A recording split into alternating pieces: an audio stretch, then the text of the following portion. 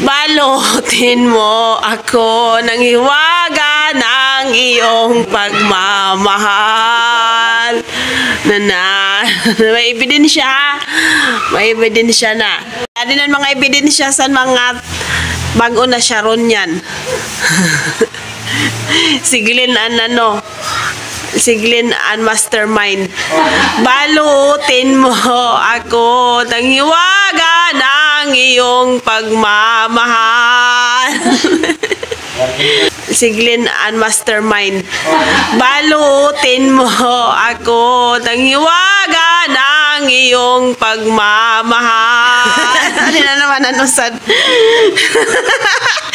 Balutin mo ako. Ikaw na mo nakalibre ka.